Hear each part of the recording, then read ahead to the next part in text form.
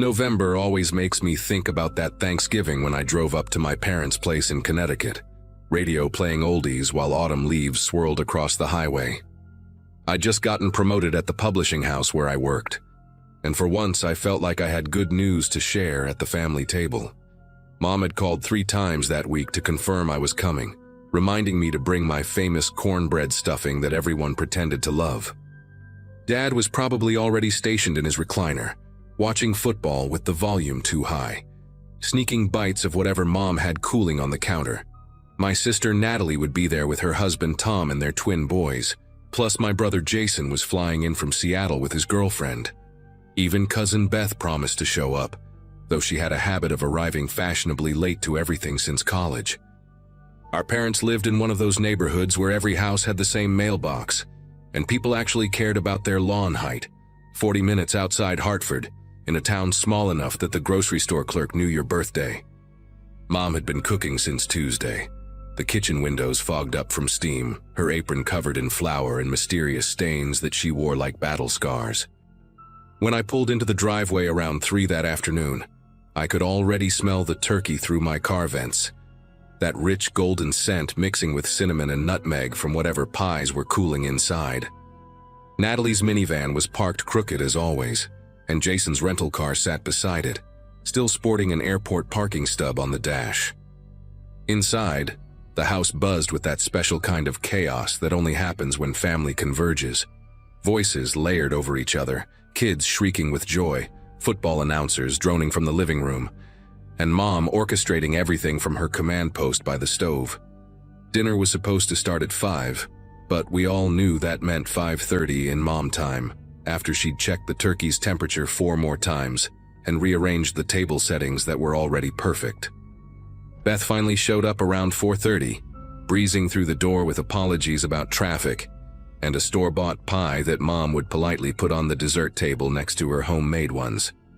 We were all catching up in the living room, Jason telling some story about turbulence on his flight, while Tom tried to keep the twins from destroying Mom's coffee table arrangement of ceramic pilgrim figurines she'd had since the 80s. Dad had dozed off in his chair, mouth slightly open, the remote balanced on his stomach, rising and falling with each breath. Everything felt exactly like it should, like every other year, comfortable and predictable in the best way possible. Around 5:15, just as Mom was calling everyone to help carry dishes to the dining room, the doorbell rang. We all kind of looked at each other because everyone was already here, and Mom hadn't mentioned inviting anyone else. Beth jumped up from the couch, saying something about how she forgot to mention she'd invited someone, her voice carrying that nervous pitch it got when she was covering for something. She hurried to the door before anyone could ask questions, and we heard her greeting someone warmly, though her laugh sounded forced, brittle around the edges. A moment later, she walked back in with this man, probably mid-30s, wearing a charcoal sweater over a white button-down, dark jeans, everything pressed and neat like he'd just stepped out of a catalog. He had one of those faces that was handsome in a forgettable way, brown hair trimmed short, clean-shaven, the kind of guy you'd pass on the street and never think about again. Beth introduced him as Kyle, and Mom, being Mom, immediately went into hostess mode, welcoming him and insisting he join us for dinner, saying there was plenty of food, which was true since she always cooked for an army. He shook hands with everyone, his grip firm but not trying to prove anything, smiled at the kids without that fake enthusiasm some adults put on, and complimented the house in this quiet, measured way. His voice had this particular quality, not quite monotone but close, like he was reading from a script he'd memorized. Jason offered him a beer, which he politely declined, asking for water instead. Natalie was already setting another place at the table, and Tom was making small talk about the weather and asking how he knew Beth. Kyle's answers were perfectly normal but weirdly vague, saying they'd met through mutual friends, keeping everything surface level without seeming evasive. We all settled around the dining room table, Mom's good china gleaming under the chandelier she only turned on for special occasions, the turkey golden and magnificent as a centerpiece surrounded by every side dish known to mankind. Dad carved while we passed around mashed potatoes, green bean casserole, cranberry sauce that still showed the ridges from the can just how Dad liked it, and my stuffing that everyone took small portions of to be polite. Kyle sat between Beth and Jason, cutting his food into precise, identical pieces before eating, each bite deliberate and careful. He answered questions when asked, but never initiated conversation, and I noticed he kept glancing at the windows, quick little checks like he was timing something. The twins were getting restless, kicking table legs and whining about wanting pie already, while Natalie tried to bribe them with promises of extra whipped cream if they'd just eat 3 more bites of vegetables. That's when I saw it. Just a dark stain on his sleeve when he reached for the salt, spreading from under his cuff maybe 3 inches up his forearm. At first I thought maybe it was sauce or wine, but the color was wrong, too dark, almost black against the gray fabric, and it had that stiff quality fabric gets when something is dried into it. Without really thinking, I asked him what happened to his sweater, pointing at the stain, and the entire table went quiet in that abrupt way that makes your ears ring. Kyle looked down at his sleeve slowly, like he'd forgotten it was there, then pulled his arm back under the table. Beth started to say something about how clumsy he was, always spilling things, but her voice cracked and died halfway through the excuse. Mom was staring at the spot where his arm had been, her fork suspended between her plate and her mouth, gravy dripping onto the tablecloth she'd ironed that morning. Kyle stood up then, not quickly but with this terrible purposefulness, pushing his chair back with both hands, and I remember thinking how his fingernails were too clean, like he'd scrubbed them raw. He reached into his back pocket and pulled out something black and heavy-looking, and for a second my brain refused to process what I was seeing, because things like that didn't belong at Mom's Thanksgiving table next to the ceramic turkey salt shakers she'd owned since before I was born. Dad started to stand too, his napkin falling to the floor, saying something about calming down. "Let's talk about this." But Kyle pointed the gun at him without even looking, like it was an afterthought, and Dad sat back down hard enough to make the dishes jump. One of the twins started crying, that hitching, confused sob kids do when they don't understand why the adults are acting wrong, and Tom tried to pull both boys closer, but Kyle made this clicking sound with his tongue, just once, and Tom's hand stopped moving. He walked over to the dining room entrance, still holding the gun loose and comfortable like it weighed nothing, and turned the deadbolt with his free hand, the sound impossibly loud in the silence broken only by the child's whimpering and the grandfather clock ticking in the hallway. Then he moved to the windows, pulling the curtains closed one by one, taking his time like he had all night, and with each swoosh of fabric the room got smaller and darker despite the chandelier blazing overhead. When he turned back to us, his face had changed somehow, not the features but the way he wore them, like he'd finally stopped pretending to be human and let whatever was underneath show through. He told us to put our phones on the table, voice still calm and measured, and we did, our hands moving like we were underwater. Mom's case with the painted roses, Dad's ancient flip phone, everyone's devices making a little pile next to the boat of gravy that was still steaming. Beth was shaking so hard her chair creaked, tears running down her face and dripping onto her plate, mixing with the cranberry sauce into something that looked like diluted blood.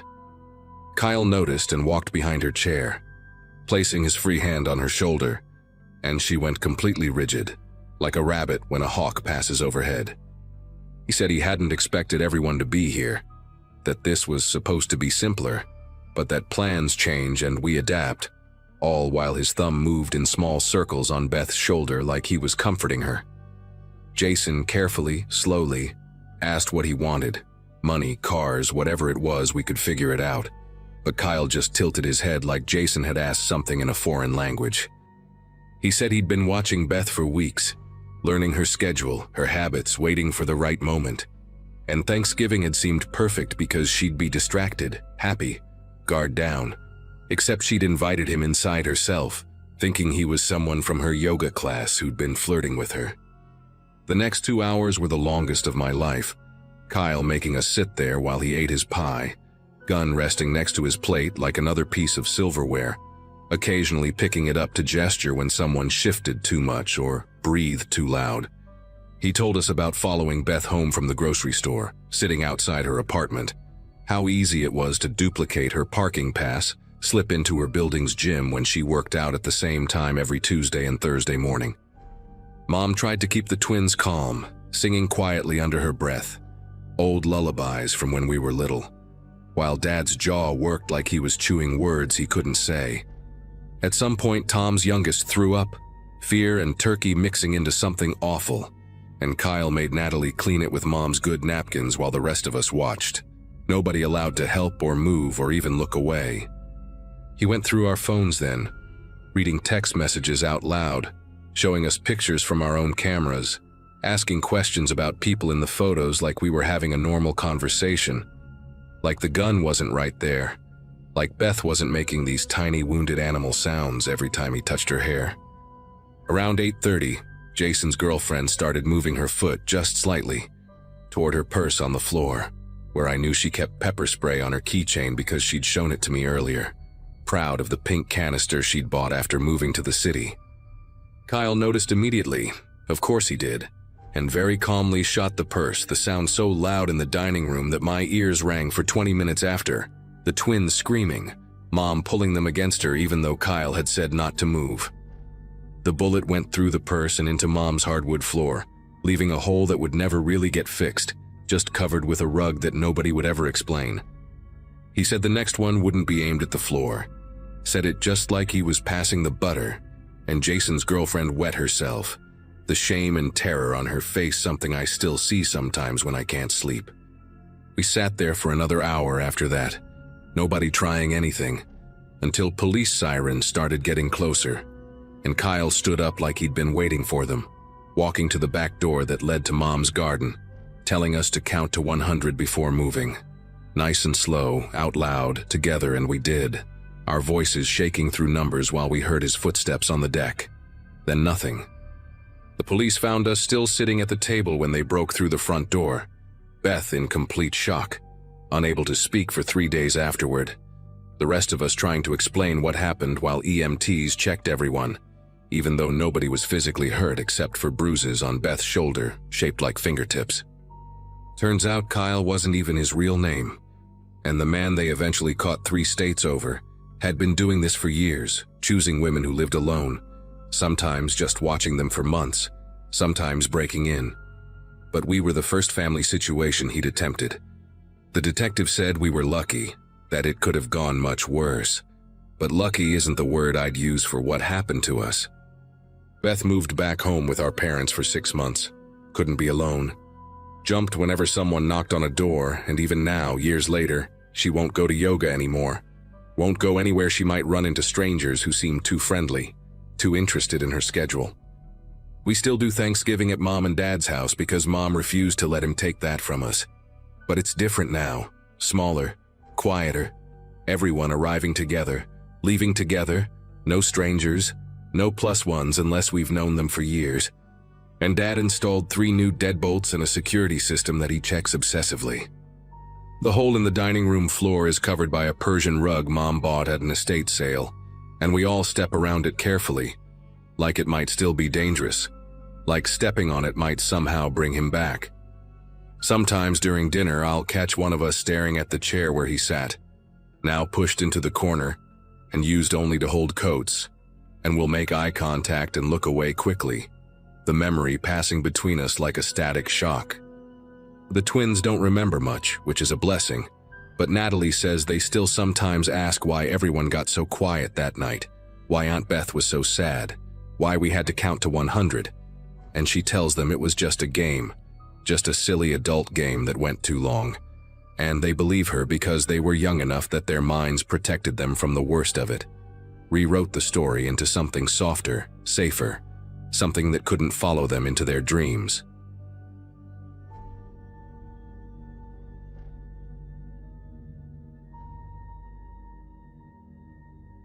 My therapist had been pushing me for months to reach out to my siblings, but sending those Thanksgiving invitation emails felt like swallowing broken glass. 5 years we'd gone without speaking, all because of some stupid fight over Dad's estate that spiraled into something uglier than any of us intended. Carolyn and Bradley had been my best friends once, before lawyers and appraisals and old resentments turned us into strangers. Sitting in my kitchen that October afternoon, I stared at my laptop screen for 20 minutes before finally hitting send on both messages. 2 days later, when Carolyn replied with a simple, "We'll be there," followed by Bradley's "Count me in," I had to lock myself in the bathroom at work to pull myself together. 37 years on this planet, and I was crying in a bathroom stall over a 2-word email. By Wednesday night before Thanksgiving, my dining room looked like a food magazine threw up in it. I'd spent nearly $300 at Whole Foods, another $100 at Trader Joe's, and even drove 40 minutes to this specialty shop in Westchester for some fancy butter from France that supposedly made everything taste better. Every single item still sealed in its original packaging, laid out on my counter like evidence in a crime scene. The 22-pound turkey from that organic farm upstate, the pre-made sides with their tamper-proof seals, even the pies came in those rigid plastic containers you need scissors to open. Carolyn was bringing her husband Mark and their daughter Ashley, who I hadn't seen since she was 9 and missing her front teeth. Bradley would come alone, his divorce papers barely 2 months old, probably dreading the questions everyone would carefully not ask. Thanksgiving morning arrived with one of those crisp blue skies that made you grateful to be alive, and I was up at 6, too anxious to sleep any longer. The turkey went into the oven first, still in its original packaging until the very last second when I transferred it to the roasting pan. I actually took a photo of the sealed package before opening it, some paranoid part of me wanting proof that everything started out fine. The kitchen filled with that gorgeous smell of roasting bird and herbs, and for a few hours, I let myself believe this would work. I kept checking my phone, waiting for last-minute cancellations, but the family group chat stayed quiet, except for Carolyn sending a thumbs-up emoji when I texted that dinner would be at 4 sharp. They arrived within minutes of each other, which felt staged somehow, like they'd coordinated in the driveway to avoid any awkward one-on-one time. Ashley had grown into this stunning young woman with her mother's cheekbones and her father's quiet confidence, giving me a genuine hug that nearly broke me all over again. Bradley looked thinner, worn down in that specific way divorce carves into people, but he brought flowers, yellow roses like Mom used to grow. We all danced around the elephant in the room with remarkable skill, talking about traffic and weather, and Ashley's college applications, while I ferried dishes from kitchen to dining room. Mark helped carve the turkey, making some joke about his surgical precision from years of fishing, and for about 30 beautiful minutes, we felt like a family again. We were halfway through the meal when Carolyn's fork clattered onto her plate.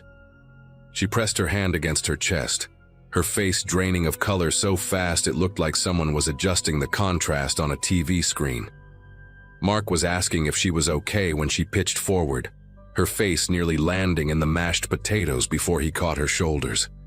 Ashley screamed, that sharp teenage pitch that cuts through everything, and I was already reaching for my phone when Bradley made this horrible gasping sound. He stood up, knocking his chair backward, clutching at his throat like something was stuck, but nothing was there. His eyes locked on mine for one terrible second, confused and terrified, before his knees buckled and he went down hard, taking half the tablecloth with him. Everything after that moved in weird, jerky segments, like a movie with missing frames. Mark on the floor doing CPR compressions on Carolyn, while Ashley counted out loud between sobs. Me trying to explain to the 911 operator that 2 people had collapsed at dinner. No known allergies. Yes, they're both breathing, but barely. The turkey sitting there on its silver platter, looking obscene and wrong while my brother writhed on my dining room floor. I remember noticing the stupidest details, like how Bradley's wine had spilled in a perfect arc across my grandmother's white tablecloth, like how one of the candles kept flickering even though nobody was moving near it. The paramedics arrived in 12 minutes that felt like 12 hours, and suddenly my house was full of strangers in uniforms, radios crackling, medical terms I didn't understand bouncing off the walls. At the hospital, they separated us immediately. Carolyn and Bradley went straight to the ICU, while the rest of us got shuffled into different exam rooms for blood tests and questioning. A doctor with exhausted eyes and day-old stubble explained that both my siblings showed signs of acute poisoning, something called tetrodotoxin, which made no sense because that comes from pufferfish, and we definitely hadn't eaten any exotic seafood. The police showed up while nurses were drawing my blood for the third time, two detectives who looked like they'd rather be anywhere else on Thanksgiving night. They bagged up my phone after I showed them the photo of the sealed turkey package, asked me to write down every single thing we'd eaten, where I'd bought it, who had access to my house. Mark kept Ashley pressed against his side while she shook, both of them testing negative for any toxins just like me.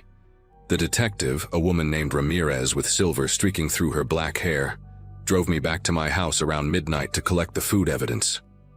My dining room looked like a scene from those true crime shows Ashley was always watching. Abandoned plates with half-eaten food, Bradley's chair still tipped over, that wine stain already setting into the fabric. We went through my kitchen with gloves on, bagging up every leftover, every package from the trash, even the empty containers I'd already rinsed. Ramirez found the turkey packaging in my recycling bin, held it up to the light from her phone, and that's when we both saw it, a tiny hole near the bottom corner, so small you'd never notice unless you were looking. She sealed it in an evidence bag, her face carefully neutral, but I saw her jaw tighten. Someone had injected poison through the packaging, which meant someone had been in the store, targeting that specific turkey, knowing I would buy it. They kept me at the station until 4 a.m, going over the same questions until my voice went hoarse. Who knew about the dinner? Who knew where I shopped? Had I noticed anyone following me lately? Did my siblings have enemies? Did I have enemies? The fluorescent lights made everything feel unreal, like I was floating above myself watching some other woman in a food-stained blouse trying to explain that no, she couldn't think of anyone who'd want to hurt her family. Ramirez had store security footage pulled from the Whole Foods, 3 days of recordings to comb through, looking for someone tampering with the turkey section. They asked about my ex-husband, but David lived in Oregon now with his new family and hadn't contacted me in years. They asked about work conflicts, but I processed insurance claims for a living, boring stuff that never involved anything worth killing over. I stayed at a hotel that night because I couldn't face going home to that dining room battlefield. Didn't sleep, just sat in the uncomfortable chair by the window watching occasional cars pass on the empty street below, checking my phone every few minutes for updates from the hospital. Carolyn was stable, but still unconscious, machines breathing for her. Bradley had come around briefly, couldn't speak yet but squeezed the nurse's hand when asked if he could hear her. The hotel room smelled like old cigarette smoke painted over with industrial air freshener, and I kept replaying the dinner in my head, looking for signs I'd missed. Had anyone been watching the house when they arrived? Was there something strange about how quickly everyone got sick? Why only Carolyn and Bradley when we all ate the same food? Around 6 a.m, I gave up pretending to rest and drove to the hospital, where Mark was sleeping across 3 waiting room chairs with Ashley curled against him like she was 5 years old again. Ramirez called while I was getting terrible coffee from the hospital vending machine, her voice tight with something I couldn't identify. She needed me to come back to my house immediately. Wouldn't say why over the phone, just that there had been a development. The drive felt endless even though it was only 15 minutes, my brain spinning through possibilities, none of them good. When I pulled up, there were 2 more police cars in my driveway, and a uniformed officer was stringing yellow tape across my porch steps. Ramirez met me on the sidewalk, holding an evidence bag with something white inside, and her first words made my knees wobble. They'd found a note, she said, tucked under my doormat where it must have been placed sometime during the night, while I was at the hotel. Computer printed on plain paper, just one line that made everything infinitely worse. You should have never invited them. The investigation exploded after that, federal agents joining because of the tetrodotoxin, which apparently flagged some database as a potential bioweapon. They interviewed everyone from my past, pulled apart 5 years of grievances and hurt feelings, looking for someone angry enough about our reconciliation to do this. The security footage showed a figure in a baseball cap and medical mask near the turkey section 3 different times, but never a clear face, like they knew exactly where the cameras were. Both my siblings survived, though Carolyn has permanent nerve damage in her left hand, and Bradley still gets seizures that the doctors say might never stop. We never found out who did it, though Ramirez had a theory she shared with me months later, off the record, about someone who'd benefited from our family staying broken, someone who'd inserted themselves into our lives during those 5 years apart. She wouldn't give me a name, said she couldn't prove it, but the way she looked at me when she said it made me think of Mark's cousin Glenn, who'd been handling Bradley's divorce, who'd been so insistent that family reunions never went well, who'd mysteriously left town the day after Thanksgiving for a job opportunity in Vancouver that nobody had heard about before. The strangest part came 6 months later, when I was finally cleaning out that dining room properly, pulling up the ruined carpet where the wine had soaked through. Underneath, wedged between 2 floorboards, I found a USB drive that definitely hadn't been there when we renovated 3 years earlier. My whole body went cold when I plugged it in and found a single video file, time-stamped from the morning of Thanksgiving. It showed my kitchen, filmed from an angle that meant someone had been inside my house, had installed a camera somewhere I never found. In the video, you could see me preparing everything, but more importantly, you could see someone else, someone in dark clothes and a ski mask entering through my back door with a key I didn't know existed. They went straight to my refrigerator, knew exactly which turkey was mine, and spent less than 30 seconds injecting something through the packaging before leaving. The figure's height, build, the way they moved, it was definitely a woman, and she had a distinctive scar on her right hand that looked fresh, maybe 6 months old. I gave the USB to Ramirez immediately, and within hours, they'd arrested Glenn's girlfriend, a woman named Veronica who'd been a lab technician at a pharmaceutical company until she got fired the previous year for stealing controlled substances. Turns out Glenn had been skimming money from Bradley's divorce settlement, nearly $40,000, and when he heard about our Thanksgiving reunion, he panicked that we'd compare notes and figure it out. Veronica confessed to everything in exchange for a plea deal, 25 years instead of life. She'd been promised half the money Glenn had stolen, thought she was just going to make everyone sick enough to ruin the dinner, claimed she didn't know the dose would be nearly fatal. Glenn got 40 years, no parole. The prosecutors said he'd been planning it since October, the moment I'd sent those invitation emails. He'd installed that camera during a friendly visit to check on me, copied my spare key, tracked my shopping patterns through my credit card statements he could access through the divorce proceedings.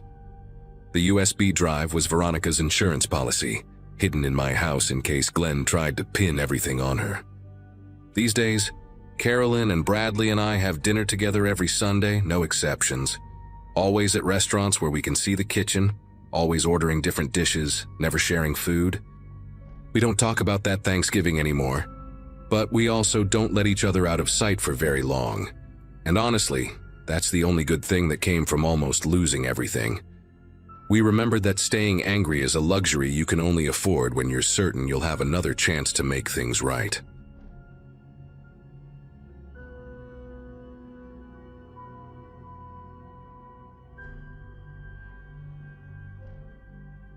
Mom called me 3 times that week, reminding me about Thanksgiving dinner like I might somehow forget, after 36 years of showing up at the same split-level house in Michigan. Since the divorce papers were finalized in September, she'd been extra persistent about family gatherings, probably worried I'd spend the holiday eating Chinese takeout in my studio apartment. Dad had retired from the auto plant earlier that year, and according to Mom, he'd been drinking his way through retirement, tinkering in his workshop on projects nobody asked for, mostly birdhouses that cluttered the garage shelves. Uncle Frank would be there, of course, Dad's younger brother who owned a plumbing company 2 towns over, and never missed a chance to drink Dad's beer while complaining about millennials ruining the trades. Pulling into the driveway that afternoon, I noticed the Lions flag on the porch had faded to almost pink, and through the kitchen window, steam from Mom's cooking fogged the glass, same as every year since I could remember. Dad answered the door holding a Coors Light, his 3rd or 4th judging by how he gripped the door frame for balance, and Uncle Frank's laugh boomed from the living room where the parade flickered on TV. My sister Amanda had already claimed the kitchen with Mom. Her husband Steve chasing their twin boys around the coffee table while they shrieked and threw couch pillows at each other. Amanda shot me a look that said she'd been dealing with this chaos all morning, stirring gravy while Mom basted the turkey for the 100th time, both of them moving around each other with practiced efficiency. The house smelled exactly like childhood, sage and butter, and that specific brand of coffee Mom only bought for holidays. And I grabbed a beer from the fridge, settling into the worn spot on the couch while Dad and Frank argued about whether Detroit would make the playoffs. Steve finally corralled the twins with promises of pie later, and we all migrated to the dining room table, where Mom had set out the good china she inherited from Grandma, the plates with tiny painted roses around the edges. Halfway through dinner, right when Steve was telling some story about a client who tried to pay him in cryptocurrency, Dad pushed back from the table and mumbled something about needing more beer from the garage. Uncle Frank followed him, which seemed weird since Frank still had half a Budweiser next to his plate. But nobody else appeared to notice, too busy laughing at Steve's impression of the crypto guy explaining blockchain. The twins were flinging mashed potatoes at each other with their spoons, and Amanda had given up trying to stop them, just holding her wine glass away from the splash zone while Mom pretended not to see the mess accumulating on her carpet. Through the kitchen doorway, I could hear Dad and Frank's voices low at first, the clink of bottles then gradually getting louder, though I couldn't make out the words over Steve's story and the kids giggling. Mom kept glancing toward the kitchen, her smile tightening around the edges, and she started cutting her turkey into smaller and smaller pieces without eating any of them. Their voices in the kitchen shifted from conversation to something sharper, Dad's words slurring together while Frank's tone turned hard and insistent. Steve had stopped talking mid-sentence about Bitcoin wallets, and even the twins went quiet, potato-covered spoons suspended in mid-air as we all turned toward the kitchen. Mom set down her fork carefully like she was defusing a bomb, and started to stand when Frank's voice cut through clear as breaking glass. "You think they'll never find out what you did to him?"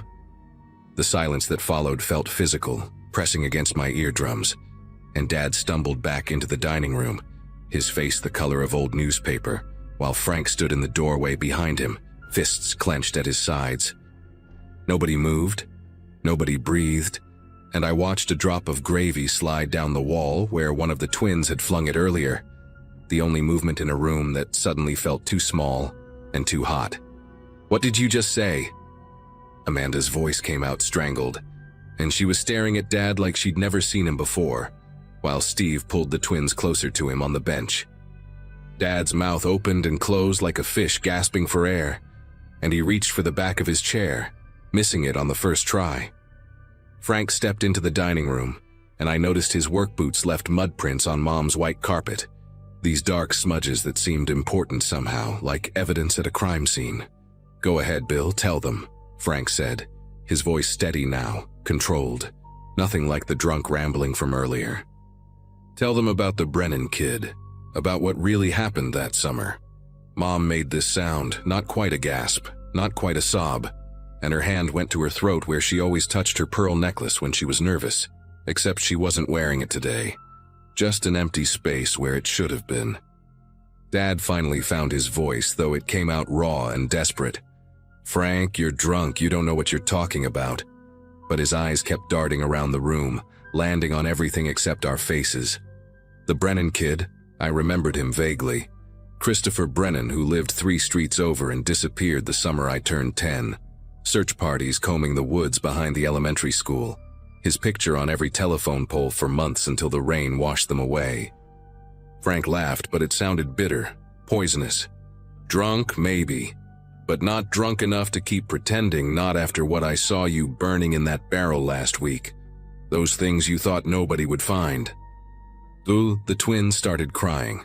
That confused, scared cry kids do when they know something bad is happening but can't understand what.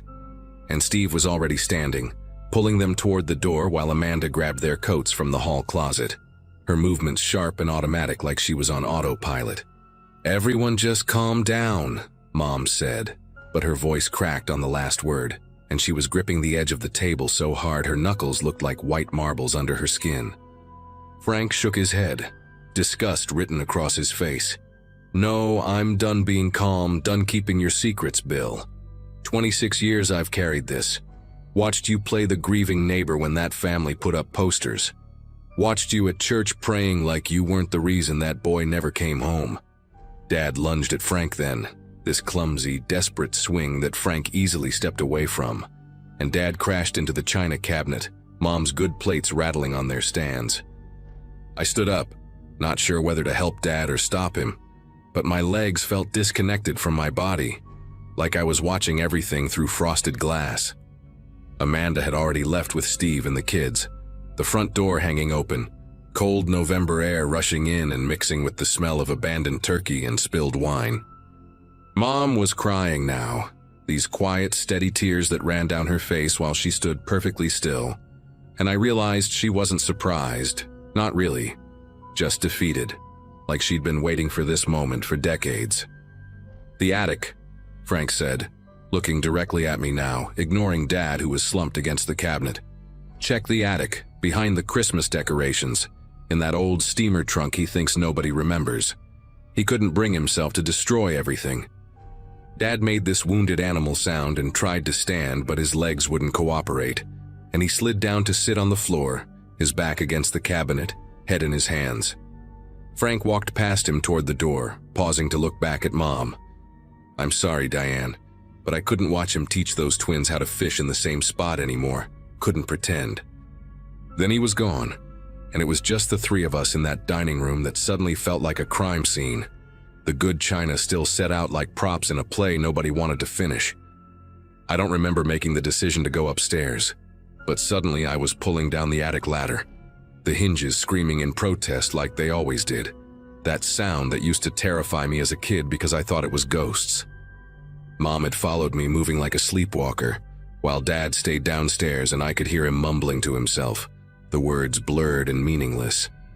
The attic smelled like mothballs and old insulation, that thick, dusty air that coats your throat, and I had to duck under the beams using my phone's flashlight to navigate past boxes labeled in Mom's neat handwriting.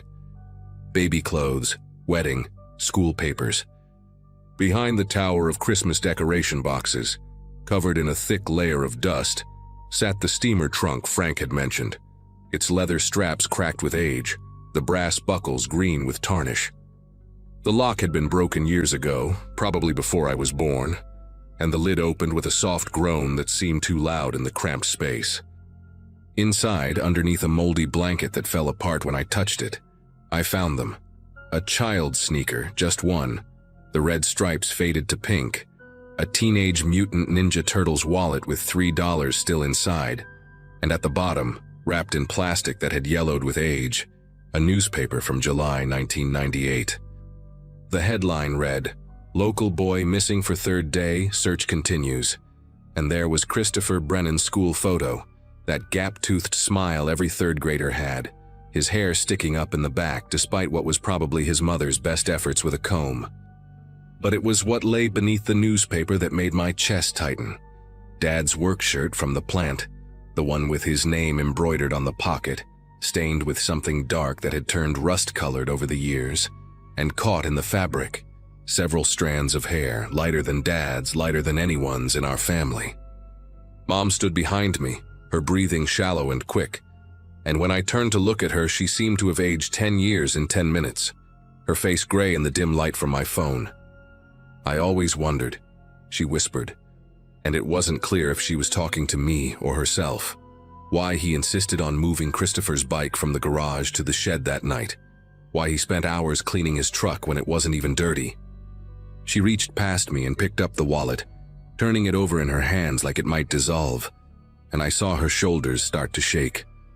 Frank tried to tell me something was wrong back then, but I didn't want to hear it, didn't want to believe that the man I married, the father of my children. She trailed off, unable to finish the thought.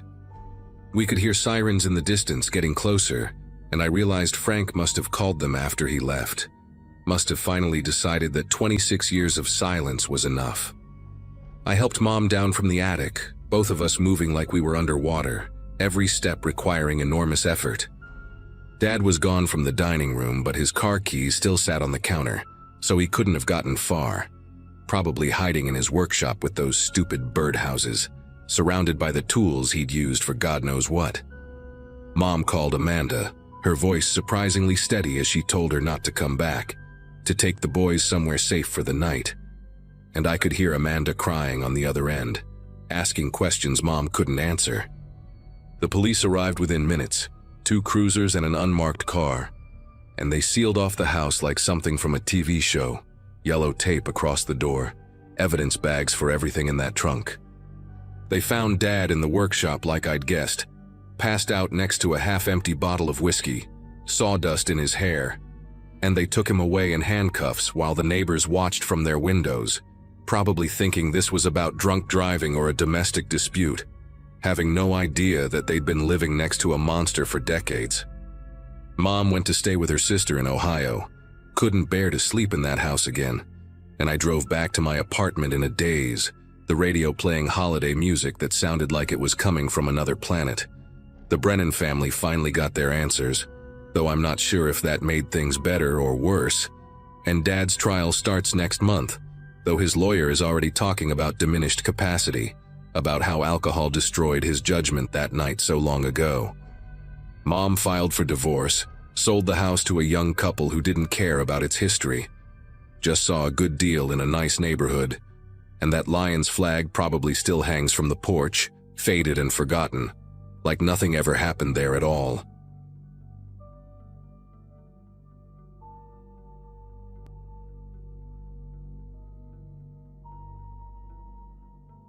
My brother Patrick kept asking if I really wanted to do this, right up until he walked through my front door carrying 2 pies his wife had made. 5 months earlier, I'd bought my first house, a colonial on a quiet street in Pennsylvania, and hosting Thanksgiving seemed like the perfect way to show everyone I'd finally gotten my life together. 31 and divorced, but at least I had granite countertops and a dining room that could fit the whole family if we squeezed. My youngest sister brought her 3 kids. My parents drove down from Scranton with enough wine to stock a restaurant, and by noon, my house was fuller than it had ever been. The kitchen windows fogging up from the heat of the oven, kids racing through hallways I'd just finished painting. Everyone kept complimenting the house, touching the crown molding, admiring the built-in bookshelves, and I walked around refilling drinks with this stupid grin on my face, finally feeling like the successful older brother instead of the one who'd moved back home after his marriage fell apart. The kids wanted to see the backyard, all 7 of them, ranging from my nephew who'd just started walking to my sister's oldest, who was almost 13. I remember unlocking the back door, the one off the kitchen that led to the deck, warning them about the steps being slippery from the morning frost that hadn't quite melted. They tumbled outside in a chaos of jackets and sneakers, and I turned back to check the turkey, calling over my shoulder for them to stay where I could see them through the window. My brother-in-law Carl was telling some story about his boss. Everyone gathered in the living room laughing, and I was focused on whether I'd remembered to put butter under the turkey skin, the sounds of family filling up every corner of my new house. When the kids came back inside maybe 20 minutes later, their cheeks red from the cold, tracking leaves across my clean floors, I didn't think to check if anyone had locked the door behind them. Dinner went better than I could have imagined, everyone finding their seats after some shuffling. The dining room table extended with both leaves, card tables pushed against the ends to make one long banquet setup. My dad carved the turkey while making the same jokes he'd been making since I was 5. My mom kept getting up to help, even though I told her to sit, and Patrick's wife Susan took photos of everything with her phone, saying she wanted to document my first hosting. The gravy was perfect. Nobody mentioned that the rolls were slightly burned on the bottom, and even my teenage niece, who usually ate nothing but chicken nuggets, tried the green bean casserole. We went around the table saying what we were thankful for, and when it got to me, I said something about family and new beginnings. But what I really meant was that I was thankful they'd all shown up, that they trusted me enough to break tradition and drive to my house instead of gathering at my parents' place like we'd done for 30 years. By the time we got to dessert, the sun had already set, which happens early in late November, and I'd turned on every light in the house to keep that warm feeling going. The kids were getting restless, sent back outside earlier with flashlights to burn off energy while the adults lingered over coffee and pie. My Aunt Helen was deep into her second glass of wine, telling embarrassing stories about my dad when they were kids, and I was in the kitchen cutting a third pumpkin pie when everything went dark. Not just the lights, but the hum of the refrigerator, the dishwasher I'd just started. Everything electrical just stopped. In the sudden quiet, we could hear the kids outside screaming, though it sounded more like excitement than fear, probably thinking the power outage was some kind of adventure. I had a flashlight in the kitchen drawer, one of those heavy metal ones I'd bought when I first moved in, thinking about being a responsible homeowner. The fireplace in the living room was still going, thank God, casting these orange shadows that danced across everyone's faces as they pulled out their phones for light. Except none of the phones were working right. The screens lighting up but showing no signal, no Wi-Fi, like we'd been cut off from everything beyond these walls. Patrick tried to make a joke about it being like the old days, but his voice had this edge to it, and Susan kept trying to call her mother, who was watching their baby. My dad went to check the circuit breaker in the basement while Carl and I gathered candles from around the house, those decorative ones I'd bought to make the place smell like vanilla and cinnamon. We were all trying to act normal, keep the mood light for the kids who'd come rushing back inside. But there was this weight in the air, this wrongness that made everyone speak in lower voices. That's when I saw it. Just a glimpse at first, while carrying candles from the hallway closet back to the dining room. A shape moving past the window in the study, the room I'd turned into a home office, where nobody should have been. My first thought was that one of the kids had wandered in there, maybe looking for something to do without their tablets working. But all 7 of them were in the living room, huddled around the fireplace while my mom told them stories. I stood there in the doorway counting them again. Owen, Madison, all of them accounted for. And when I looked back toward the study, the door was slightly open, though I knew I'd closed it that morning after wrapping the last of the presents I'd hidden in there. The smart thing would have been to say something right then, get everyone together, but I didn't want to ruin everything. Didn't want to be the paranoid divorced guy who panics over shadows at his first family gathering. I walked down the hallway, each floorboard creaking under my weight, sounds I'd never noticed before when the house was full of electrical humming and family noise. The study door was definitely open now, maybe 6 inches, and through the gap I could see the curtains moving, even though the windows were closed. My desk lamp was on the floor, the ceramic base shattered into pieces that caught the dim light from the hallway, and the rolling chair was facing the wrong direction, turned toward the closet instead of the desk. But the worst part was the smell, this mixture of wet earth and something chemical, like fertilizer mixed with gasoline, completely different from the turkey and pie scents that filled the rest of the house. I pushed the door open wider, holding my flashlight like a weapon, and that's when I noticed the muddy footprints on my Persian rug, large boots that had walked from the window to the desk, then to the closet where the door stood partially open, darkness pooling inside like spilled ink. Patrick found me standing there staring at that closet door, and when he saw my face, he immediately grabbed my arm, pulling me backward into the hallway. He'd come looking because Dad couldn't find the circuit box in the basement, said it looked like someone had removed the panel cover and taken all the fuses, just pulled them right out and left empty holes. We both looked at each other, understanding passing between us without words. And then we heard Susan scream from the living room, not a startled yelp, but a real, throat-tearing sound that made us both run. She was standing by the fireplace pointing at the kitchen doorway, where a man none of us recognized stood perfectly still, wearing a thick canvas jacket and work boots caked with mud. He had this weathered face, deep lines around his mouth and eyes, gray stubble covering his jaw, and he was holding one of my kitchen knives, the big one I'd used to carve the turkey, just holding it down by his side like he'd been interrupted in the middle of something. Nobody moved for what felt like minutes but was probably only seconds. The kids pressed against my mother on the couch, my dad stepping slowly in front of them, while Carl grabbed a poker from the fireplace. The man didn't say anything, just stood there breathing heavily, his chest rising and falling under that stained jacket, and I could see now that his jeans were torn at the knee, dried blood visible on the fabric. His eyes kept moving from face to face, not wild or crazy, but calculating, like he was counting us, figuring out the odds. Patrick whispered for Susan to take the kids upstairs, but when she tried to move, the man shifted the knife to his other hand, a small gesture that froze everyone in place. The firelight made the blade gleam orange and red, and I noticed his knuckles were scraped raw, bits of skin hanging loose like he'd been punching something or someone before he got to my house. I tried to speak, to ask what he wanted, if he needed help. Anything to break this terrible silence, but my throat felt sealed shut. Then my nephew Owen, only 4 years old, started crying, that exhausted, scared wail that little kids do when they're beyond comfort, and it broke whatever spell was holding us. The man took a step forward and Carl swung the poker, not at him but at the wall, screaming for him to get back, get out, leave us alone. The sound was explosive in the quiet house, and suddenly everyone was moving.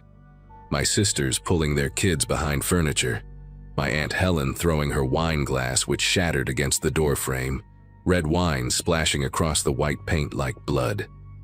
The man stumbled backward, not from being hit but from the chaos, the knife clattering to the floor as he raised his hands to shield his face from the shower of glass and liquid. And that's when I saw the second one, a younger guy, maybe 20, standing at the top of the stairs just watching everything unfold with this blank expression. The younger one started down the stairs, taking them 2 at a time, and Patrick grabbed a brass candlestick from the mantel, shouting at him to stop. But he kept coming.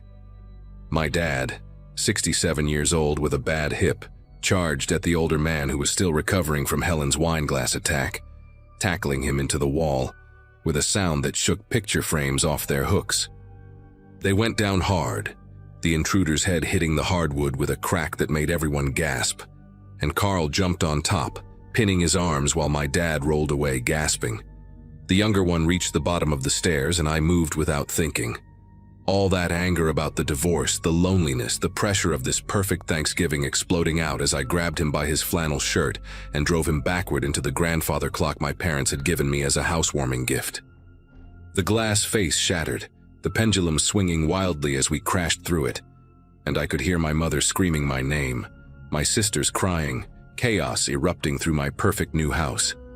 Patrick hit the younger one with the candlestick while I had him pinned against the broken clock once, twice until he slumped sideways, blood running from his ear. The older man was trying to get up, Carl struggling to hold him down, when we heard it clear and sharp through the broken silence. Sirens approaching fast. My 13-year-old niece Madison was standing by the window holding her phone up, and she said in this tiny voice that she'd found a spot near the glass where she got 1 bar of signal, just enough to call 911 before it cut out again. The older intruder stopped struggling when he heard the sirens, just lay there on my floor staring at the ceiling, while the younger one moaned against the destroyed grandfather clock. We held them there, my family forming a circle around these strangers who'd invaded our Thanksgiving, until red and blue lights flooded through the windows and police officers came through both the front and back doors, weapons drawn, shouting for everyone to get down, to show their hands, turning our family gathering into a crime scene. Later, after the ambulances took both men away and the police finished taking our statements, we learned they were father and son, had been breaking into houses all over the county during family gatherings when they knew people would be distracted. They'd hit 3 other homes that same day, stealing cash, jewelry, whatever they could grab while families ate dinner in the next room. The police found a van parked 2 streets over with bags of stolen items, including things from my study that I hadn't even noticed were missing, my laptop, some silver cufflinks from my wedding that I'd kept despite everything, even the bottle of expensive bourbon I'd been saving for a special occasion. The cops said we were lucky, that usually these guys were in and out without anyone knowing, but something had gone wrong with their plan. Maybe they'd gotten greedy or lost track of time. And when the power went out, when we all started moving around with flashlights and candles, they'd gotten trapped in the house with us. We spent the rest of the night at Patrick's place, nobody wanting to stay in my house with the blood on the floors, the broken clock, the wine stains on the walls that looked like violence itself.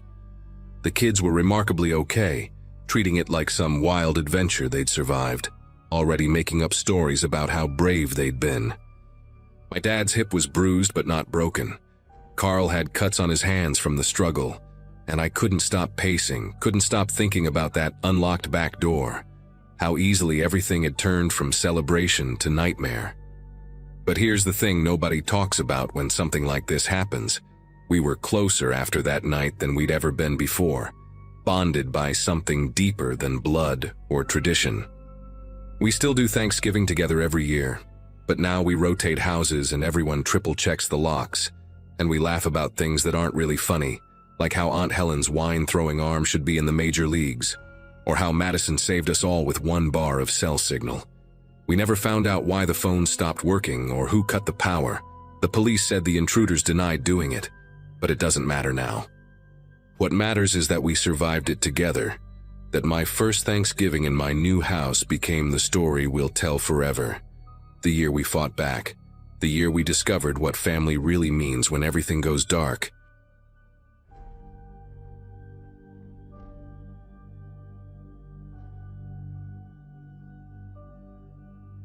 Thanksgiving morning always meant the same thing in our house. Controlled chaos, the smell of butter melting in the oven, and me triple-checking that we had enough chairs around the dining table. My in-laws were flying in from Arizona that year, November 2016, and Greg left before sunrise to pick them up from Newark. Their flight was supposed to land at 7 in the morning, which meant he'd be back by 9:30, maybe 10 if traffic was bad. I remember standing in the doorway in my pajamas, watching his taillights disappear down our street in Trenton, New Jersey. He kissed my forehead, told me to start the turkey without him, and promised he'd call when he got his parents. That was the last normal moment I had, the last time everything made sense. I went back inside, put on coffee, and started prepping the sweet potatoes, completely unaware that my entire life was about to shatter into a million pieces I'd never be able to put back together. By 11 o'clock, I started getting annoyed. Greg hadn't called, and neither had his parents. I tried his cell 3 times and it went straight to voicemail, which wasn't unusual since he sometimes forgot to charge it overnight. But his mom, Barbara, she always had her phone on, always. When I called her and got her voicemail too, I figured maybe their flight was delayed and everyone was stuck in some dead zone at the airport. I texted Greg a few times, asking for updates, telling him the turkey was in, and asking if his dad still wanted the cranberry sauce with the orange zest or the regular kind.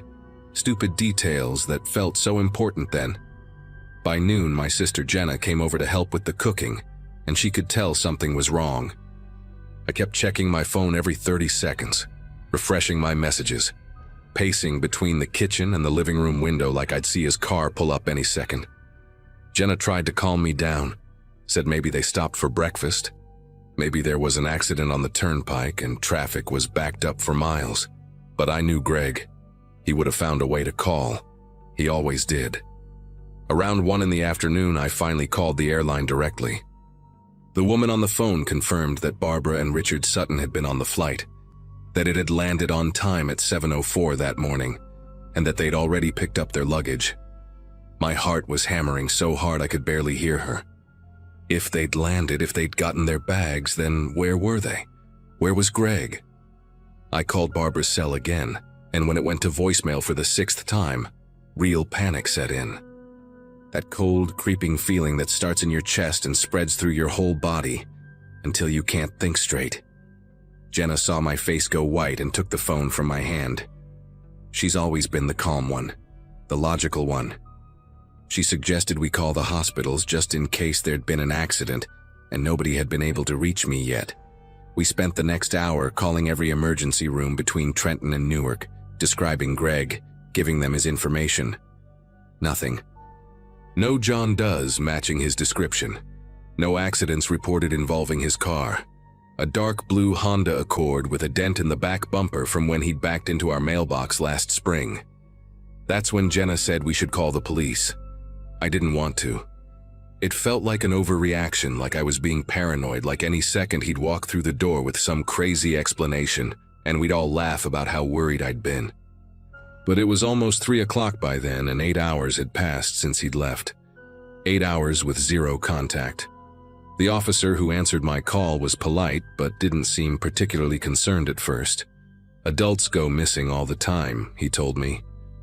Usually they turn up within 24 hours. He took down Greg's information, the make and model of his car, his license plate number. He asked if we'd been fighting, if there was any reason Greg might have wanted to take off for a while. I almost laughed at that. Greg wasn't the type to just disappear. We'd been married for 6 years, together for 9. He was a software engineer who color-coded his calendar and set reminders for everything. He didn't do spontaneous. The officer said he'd put out a bulletin for the car and told me to call back if I didn't hear anything by morning. Morning felt like a lifetime away. By 4 o'clock, Barbara and Richard still hadn't answered their phones, and I was losing my mind. Jenna suggested we drive to the airport ourselves, see if maybe they were still there, confused or waiting. It was a desperate idea, but I was desperate. We got in her car and drove to Newark, and the whole way there I kept imagining scenarios. Maybe Greg's phone had died, and he'd borrowed someone else's but didn't know my number by heart. Maybe there'd been some miscommunication about which terminal.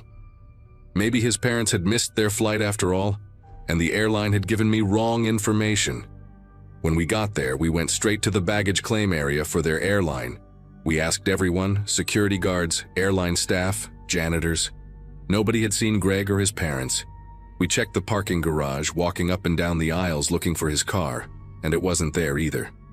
On the drive back home, neither of us said much. The sun was setting, the sky turning that dark orange color that usually made me feel peaceful. But that night, it just felt wrong. Everything felt wrong. When we pulled into my driveway and I saw the house with all the lights on and the half-prepared Thanksgiving dinner sitting on the counter, I finally broke down. Jenna held me in the passenger seat while I sobbed, my whole body shaking with the kind of fear I'd never felt before. The police showed up at my house around 8 that night. 2 detectives, a man and a woman, both wearing plain clothes and serious expressions that made my stomach twist into knots. They introduced themselves as Detective Mills and Detective Vasquez. They wanted to know everything, so I walked them through the entire day, every detail I could remember. What time Greg left, what he was wearing, a gray Rutgers hoodie and jeans, what route he would have taken to the airport, whether he'd seemed upset or distracted that morning.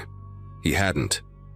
He'd been completely normal, excited even, talking about how his dad would probably want to watch football after dinner.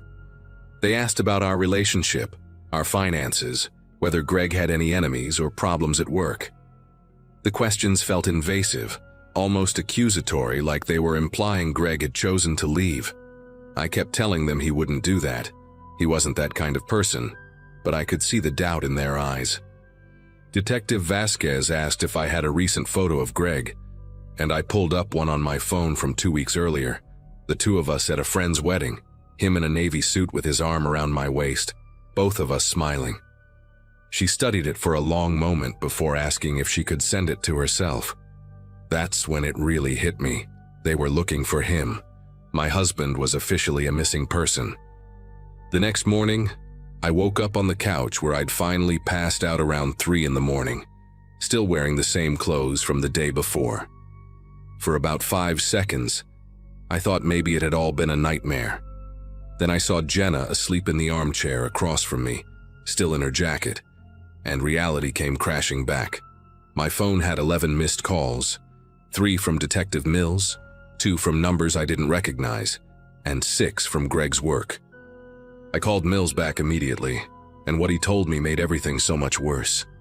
They'd found Greg's car. It was at a gas station off Route 1 in New Brunswick, about 20 miles from our house and nowhere near the route to Newark Airport. The car was locked, keys still in the ignition, his wallet on the passenger seat with all his credit cards and $200 in cash still inside. His phone was there too, completely dead. The gas station owner had noticed the car in his lot around noon on Thanksgiving and figured someone would come back for it, but when it was still there Friday morning, he'd called it in. Mills said they were pulling the surveillance footage from the gas station and would be in touch. He told me to stay home, stay by my phone, like I could do anything else. Detective Mills called me back 3 hours later, and his voice sounded different, tighter, more urgent. They'd reviewed the footage from the gas station, and he needed me to come down to the station to look at it. Jenna drove me there, and the whole way I felt like I was going to throw up. When we got to the police station, they brought me into a small room with a computer monitor. Mills warned me that what I was about to see might be upsetting, but that they needed me to watch carefully, see if I recognized anyone. He pressed play. The footage was grainy, black and white. Timestamp showing 6:42 in the morning on Thanksgiving. I watched Greg's car pull up to pump number 4. I watched him get out, scan his credit card, start pumping gas. He was on his phone, probably checking the time or his parents' flight status. Then, about 2 minutes in, a man approached him. The man was wearing a dark jacket and a baseball cap pulled low, and he seemed to be asking Greg something, gesturing toward his own car parked at the pump behind Greg's. Greg put his phone in his pocket and walked over with the man, out of frame. That was it. 30 seconds later, the pump clicked off, but Greg never came back to hang it up. The nozzle just hung there, dripping onto the pavement. His car sat there, door still open for the rest of the footage. He never came back. I must have watched that footage 20 times, trying to see something, anything that would help. The man's face was completely obscured by the cap and the angle of the camera. You couldn't see a license plate on his car either, just that it was a light-colored sedan, maybe white or silver. Detective Vasquez asked if the man looked familiar, if Greg had mentioned meeting anyone that morning, if he'd seemed nervous about anything lately. I had nothing to give them. Greg hadn't mentioned anything unusual. He'd been working on a project at his office, complained about his boss being demanding, talked about maybe taking a vacation in the spring. Normal stuff, normal life. Mills told me they were treating this as an abduction, that they'd put out alerts to surrounding states, that they were checking traffic cameras along Route 1 to try to track where the sedan went after leaving the gas station. He used words like, escalate the investigation and all available resources, but I could barely process any of it. All I could see in my mind was Greg walking out of frame with that stranger, trustingly, helpfully, having no idea he'd never be seen again. The detective asked if I wanted victim services, someone to talk to, but I shook my head. I didn't want to talk. I wanted my husband back. The worst part, the thing that still haunts me, was calling Barbara and Richard. They'd been stranded at Newark Airport the entire time, confused and increasingly panicked when Greg never showed up. Airport security had eventually helped them file a report, and they'd gotten a hotel room near the airport, waiting for news. When I called and told Barbara that Greg was missing, that he'd apparently never even made it to the airport, her scream on the other end of the line was something I'll never forget. This raw animal sound of a mother realizing her son was gone. They took the first available flight back to Arizona the next day. Richard kept saying they never should have asked Greg to pick them up, that they should have just taken a cab, as if any of this was their fault. I tried to tell them it wasn't, but the words felt hollow. Everyone was drowning in guilt and questions. Why had Greg pulled off on Route 1? Why had he stopped at that specific gas station? Had the man been following him, or was it random? Had Greg recognized him? The police said most abductions are committed by someone the victim knows, but I couldn't think of a single person who'd want to hurt Greg. He was quiet, kind, kept to himself mostly. He had work friends, but nobody he was especially close to. No drama, no debts, no secret life that I knew about. Days turned into weeks, and the investigation went cold. The police tracked the sedan to a highway entrance but lost it in traffic. They interviewed everyone Greg knew, pulled his phone records, checked his email and bank accounts. Nothing pointed anywhere. No ransom calls came, no body was found. Tips came in from all over, people claiming they'd seen Greg in Florida, in Texas, in California. Every single one led nowhere. Detective Mills would call me with updates that weren't really updates, just ways of saying they still had nothing. The media picked up the story for a while. Local man vanishes on Thanksgiving morning, and family desperate for answers in mysterious disappearance. My face was on the news, pleading for information, offering a reward we couldn't really afford. Strangers sent messages of support and conspiracy theories in equal measure. Some said Greg had run away to start a new life. Others said it was human trafficking. A few even suggested I'd done something to him and staged the whole thing. The cruelty of people when they think they're being helpful is something I wasn't prepared for. Greg's job held his position open for 3 months before they had to officially let him go.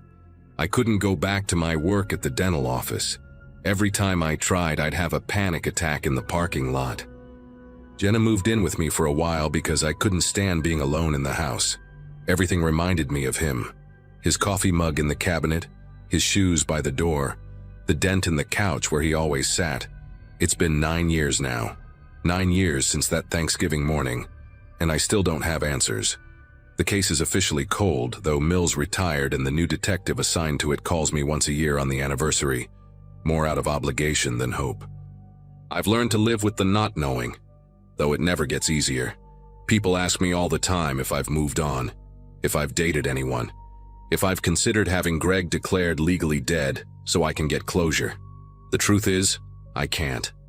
Some part of me is still waiting for him to walk through that door with an explanation, no matter how impossible that seems.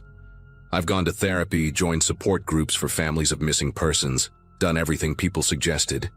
It helps, in small ways. I can function now. I went back to work eventually, moved to a different apartment because I couldn't stay in that house. But there's this permanent hole in my life, this question mark that will never be answered. Who was that man at the gas station? What did he want? Where did he take Greg? Is my husband even still alive, or did he die that morning and I've spent 9 years waiting for a ghost? The hardest thing is how ordinary it all was. Greg wasn't doing anything wrong. He wasn't in a dangerous place or taking risks. He was getting gas on his way to pick up his parents, being a good son, and someone took him, just like that, in broad daylight at a gas station off a major highway, and nobody saw anything useful. No witnesses came forward. The man in the baseball cap vanished like smoke. Sometimes I drive past that gas station, even though I know I shouldn't. It's still there, same pumps, same building. Pump number 4 is where I always stop when I need gas now. Some kind of twisted ritual I can't explain. I stand there and try to imagine what Greg was thinking in those last moments before he walked away. Did he sense danger? Did the man say something threatening? Or was Greg just being his usual helpful self, the kind of person who'd stop to help a stranger without a second thought? That's what kills me the most. Greg's kindness, the thing I loved about him, might be what got him taken. I want people reading this to understand something. This can happen to anyone. Your husband, your wife, your kid. One moment they're there, living their normal life, and the next they're gone. No warning, no goodbye, just gone. And you're left with nothing but questions and security footage that shows the exact moment your entire world ended. I still check my phone sometimes, half expecting to see a text from Greg apologizing for being late. I know that's insane, but hope doesn't follow logic. It just exists, stubborn and painful, even when it shouldn't. If anyone out there knows anything about what happened that morning, if you saw something, if you remember a light-colored sedan, or a man in a dark jacket and baseball cap near New Brunswick on Thanksgiving 2016, please come forward. Even now, after all this time, I just want to know what happened to my husband. I just want to bring him home.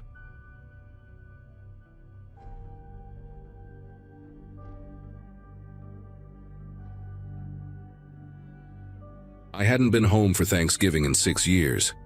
Not since Dad passed away in that car accident on Interstate 95, the one that made the local news because of how sudden it was.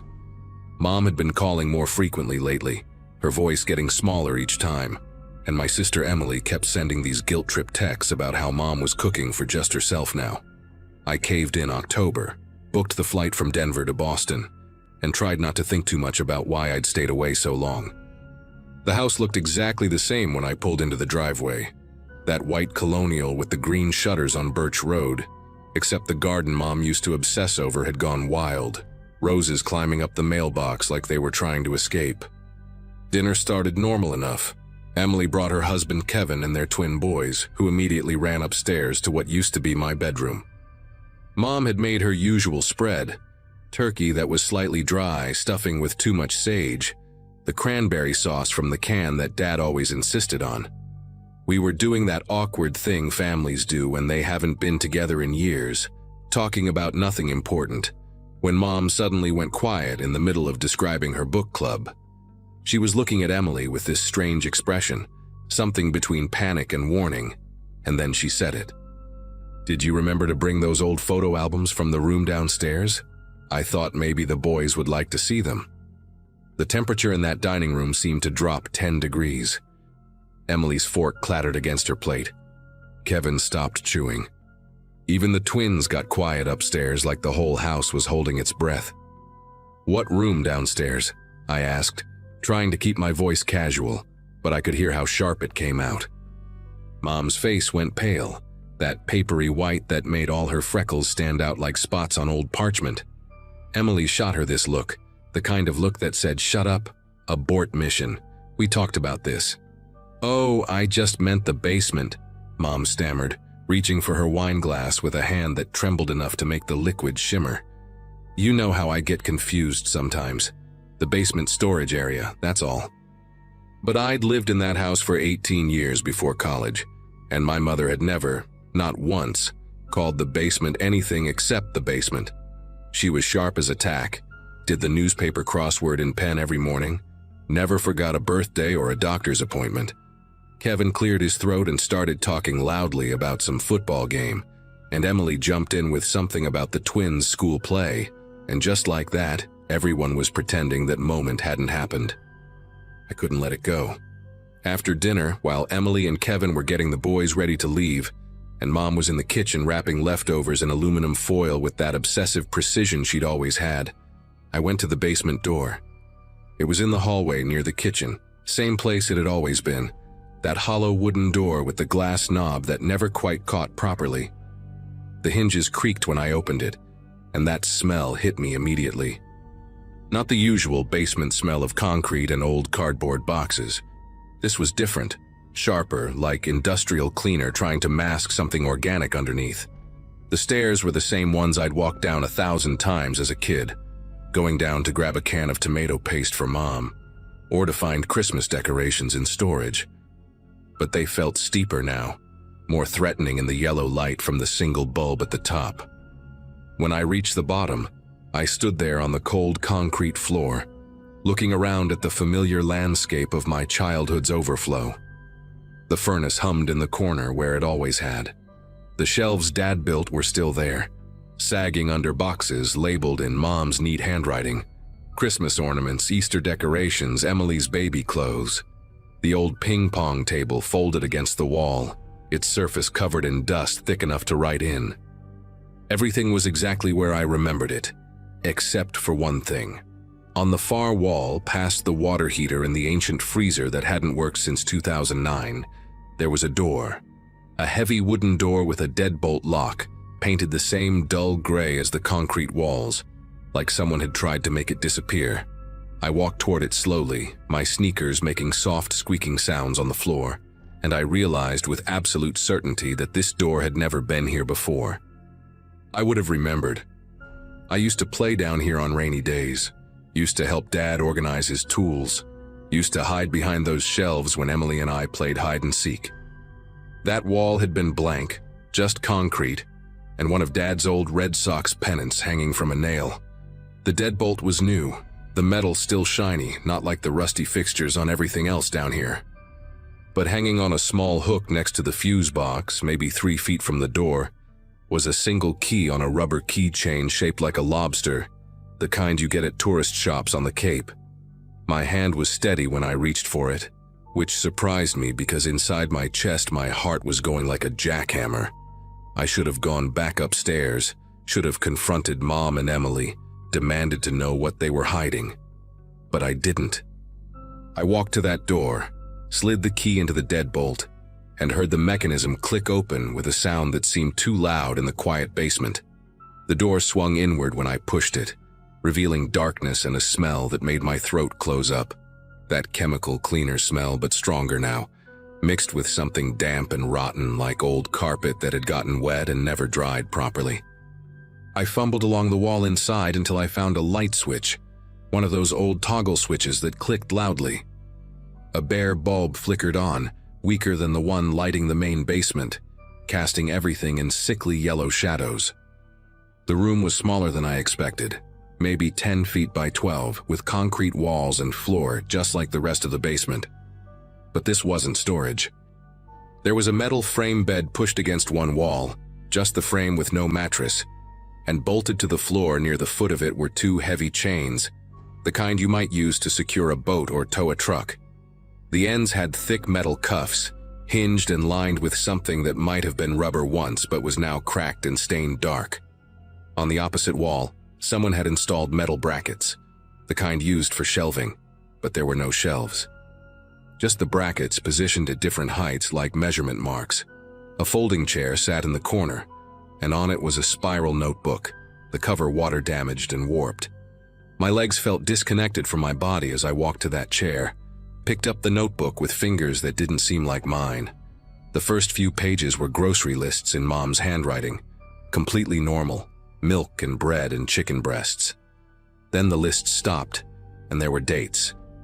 Just dates, written in Dad's blocky print starting in November 2006 and continuing for years.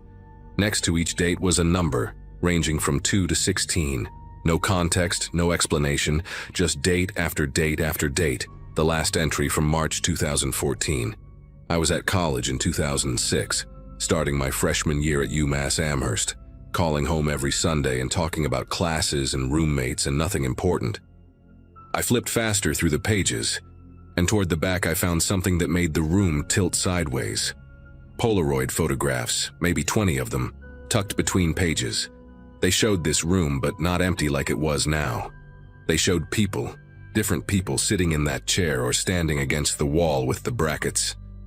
Their faces were blurred out with black marker, thick scribbles that made them anonymous, but you could see they were conscious, staring at the camera, and every single one of them was holding a piece of paper with a date written on it. I dropped the notebook and heard something shift beneath the chair, a hollow sound like something sliding. When I bent down, barely able to breathe now, I saw that one of the concrete floor tiles was loose. I pried it up with my fingernails, breaking 2 of them, and underneath was a shallow space, maybe 4 inches deep. Inside were ID cards, driver's licenses, all from different states. Massachusetts, Vermont, New Hampshire, Maine. I counted 11 of them. Young people, early 20s mostly, men and women with hopeful faces staring out from the plastic cards.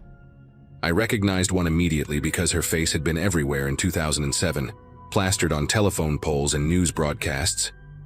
Jennifer Huang, missing from a rest stop outside Albany in November 2006. I'd been 17 when that happened, and Mom had gotten so paranoid she wouldn't let me drive anywhere alone for months. Under the IDs was a folded piece of paper, official looking, with the letterhead of the Massachusetts State Police. It was a report, typed and formal, and my father's name was at the top. Detective Vincent Mercer, badge 2847. The report detailed an investigation into a suspected trafficking operation along Interstate 95. Young people disappearing from rest stops and gas stations between 2004 and 2009. There were names, dates, locations. And there, in the middle of the second page, was a paragraph that made my vision blur around the edges. Detective Mercer has been placed on administrative leave, pending internal investigation into evidence tampering and obstruction. Multiple witnesses have recanted statements after private meetings with Detective Mercer. Physical evidence from 3 separate cases has been reported missing from the evidence locker to which Detective Mercer had access. Investigation ongoing. The date on the report was January 2009. Dad retired in March 2009, took early retirement for health reasons, and we'd never questioned it because he'd seemed fine, just said he wanted to spend more time with family. The report was signed by someone named Captain Howard Brennan, and at the bottom, written in pen, was a handwritten note. Vincent, we know. Leave now or we file charges. Your family doesn't need to know why. I don't know how long I sat on that concrete floor with those IDs spread around me like playing cards. Could have been 5 minutes. Could have been an hour. My brain kept trying to make it make sense, kept trying to find some other explanation, but there wasn't one. My father had done this, Had brought these people here, kept them in this room for days or weeks, and then what? The dates in the notebook stopped in 2014, a full year before his accident. I heard footsteps on the stairs and Mom's voice calling my name, getting closer, more urgent. When she appeared in the doorway, she stopped like she'd hit an invisible wall.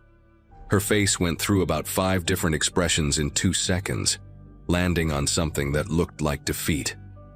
"You weren't supposed to see this," she said quietly, and her voice had none of the tremor from dinner, just flat acceptance. Emily appeared behind her, and she wasn't surprised at all. They'd both known. They'd always known. "We found it 6 months after the funeral," Mom said, coming into the room slowly, like she was approaching a wounded animal. "Emily came to help me clean out his things from the garage, and we found the key in his toolbox with that police report folded inside. We came down here together and saw all of it." She gestured weakly at the chains, the brackets, the notebook I'd dropped on the floor. "We didn't know what to do. If we went to the police, his pension would be gone, the house would be taken, and those people, those families, they'd been through enough without dragging it all back up. He was already dead. We couldn't bring him to justice or bring those people back." Emily was crying silently, her arms wrapped around herself. "We cleaned it as best we could, sealed the door, tried to forget it existed. But Mom keeps slipping up, especially when she's nervous, mentions it without thinking. I gathered up all the IDs, the report, the notebook, every photograph, and put them in a plastic storage bin I found on one of the shelves. Mom and Emily watched me do it without saying a word. When I was done, I looked at them both and said the only thing I could think to say. I'm taking these with me. I'm going to sit with this for a while and figure out what to do." Mom started to protest, her hand reaching out, but Emily stopped her with a look. The drive back to my hotel that night was a blur of streetlights and stop signs that I barely registered. I kept the bin in my hotel room, couldn't leave it in the car, couldn't let it out of my sight. For 2 weeks I didn't sleep much, just kept going through everything, researching each name on those IDs, finding their families online, seeing the missing persons pages that some of them still had up after all these years. Jennifer Huang's mother had died in 2012. Her father remarried and moved to California. Some of the others had families still searching, still posting anniversary appeals on social media. In the end, I did what I think my father's victims deserved. I called a lawyer first, explained the situation hypothetically, learned about statutes of limitations and evidence chains and what could actually be done this many years later. Then I made copies of everything, every document, every photo, every ID. I sent the copies anonymously to the Massachusetts State Police Cold Case Division with a typed letter explaining where the evidence came from and providing the exact address of the house. I kept the originals locked in a safe deposit box in Denver, along with a letter to be opened if anything happens to me. The police showed up at Mom's house 3 weeks later. She called me crying, said they'd found the room, were tearing it apart, bringing in forensics teams. Emily stopped speaking to me entirely. The news coverage lasted about a month before it faded into the background noise of other tragedies. They confirmed identities on 6 of the 11 IDs through DNA evidence found in that room. Gave those families some kind of closure even if it came with nightmares. Mom lost the pension, had to sell the house to pay for lawyers, moved into a small apartment in Worcester that I helped pay for even though she barely speaks to me anymore. I haven't been back to Massachusetts since. I don't think I ever will.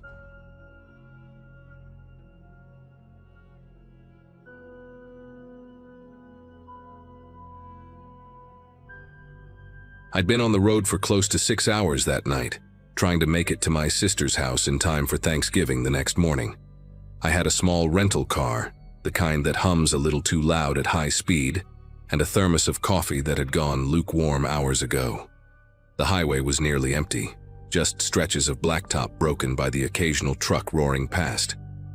Around midnight, I saw the blue glow of a rest stop sign and figured I'd pull in, stretch my legs and maybe splash some water on my face.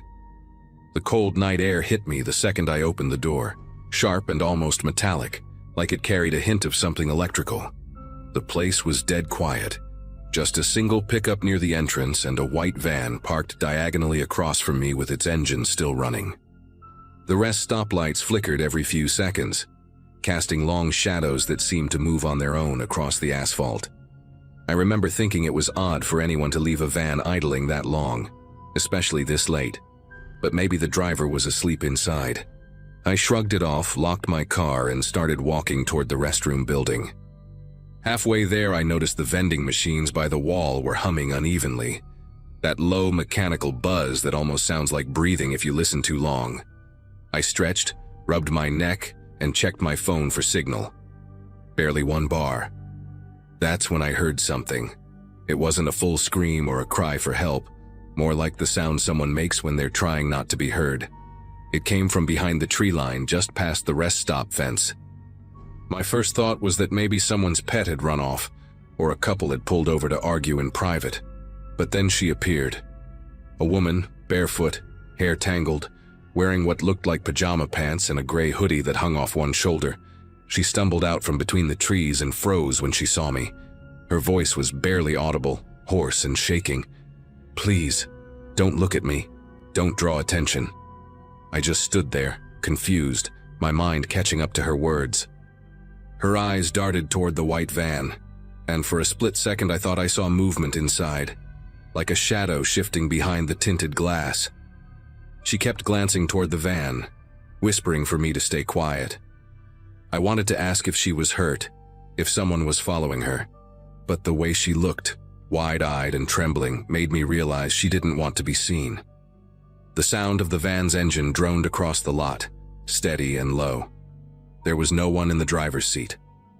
I took a step back toward my car, trying to process what I was looking at, when she suddenly crouched down behind one of the trash bins near the curb. "They'll see us," she said, barely moving her lips. That word, "they," froze in my head like a splinter. I turned my head just enough to glance back at the van again. The passenger side door cracked open with a metallic creak, slow and deliberate. A sliver of dim interior light spilled onto the pavement, and I caught a glimpse of someone inside. Maybe two silhouettes. They weren't talking. They weren't even moving much, just sitting there, facing my direction. My pulse kicked hard in my throat. I started walking, careful not to run, trying to act like nothing was wrong. Every step felt too loud against the concrete, echoing through that hollow space like footsteps in a church. Behind me, the van's engine revved. The sound was subtle, but enough to make the hair on the back of my neck rise. I didn't dare look back until I was halfway to my car. The woman was still crouched, her hand over her mouth now. I unlocked my door, got in, and for a second just sat there, hand hovering over the ignition. That's when the van's sliding door slammed open, loud, metallic, like a gunshot in the still night. I didn't look. I didn't want to see what or who was getting out. I just floored it. My tires screeched against the pavement as I sped out of that rest stop. My hands were gripping the wheels so tight my knuckles ached, and the only thing I could hear was the engine screaming and my own heartbeat. When I looked in the rearview mirror, the van's headlights blinked on, but they didn't follow me right away. They stayed there, idling in the same spot as I disappeared down the ramp back onto the highway. For a long stretch, I kept expecting them to appear behind me, those same two white beams in the distance. But the road stayed empty. For the next hour or so, I didn't slow down. My GPS told me there was a state police barracks about 20 miles ahead, but I didn't make it that far before calling 911. The dispatcher kept me on the line, asking for the mile marker, the make of the van, and whether I could describe the woman. I told her everything. The bare feet, the way she looked terrified, the running engine, the people sitting still inside. She was quiet for a few seconds before saying they'd already received 2 similar calls that night from drivers along the same stretch of highway. One ended with a missing person report. By the time I pulled into a gas station near the next exit, I could barely hold the phone steady against my ear. The place was bright and noisy, a total contrast to the darkness I'd just left behind. A trooper arrived within minutes and asked me to show him exactly where the rest stop was. When I mentioned the woman, his expression changed. Not surprised, more like frustrated. He said they'd been searching that area for days. Apparently, several travelers had gone missing over the past month, all last seen between mile markers 214 and 238. They took my statement, and I waited around while more officers headed out to check the scene. About an hour later, one of them returned. He didn't say much, just that the van was gone when they arrived, and the woman hadn't been found. They did, however, find fresh tire tracks leading into a dirt trail behind the tree line, the kind that wouldn't show up on any map. The officer told me to keep my doors locked if I planned to continue driving that night, then handed me a card with a case number. I made it to my sister's place the next morning, way later than I'd planned, and I didn't tell her any of it. I didn't sleep that night, and I still haven't taken that route again. A few weeks later, I read an article about a human trafficking ring operating across multiple states, using vans and fake breakdowns to lure people at remote rest stops. It mentioned arrests had been made near that same highway. They didn't say anything about a barefoot woman. Sometimes when I stop at rest areas now, I still glance at the tree line, half expecting her to step out again, whispering for help.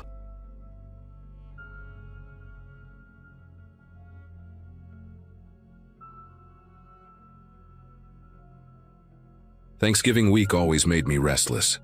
The highways stretched endlessly, quiet except for the hum of my old Ford Fusion and the occasional pair of headlights cutting through the dark.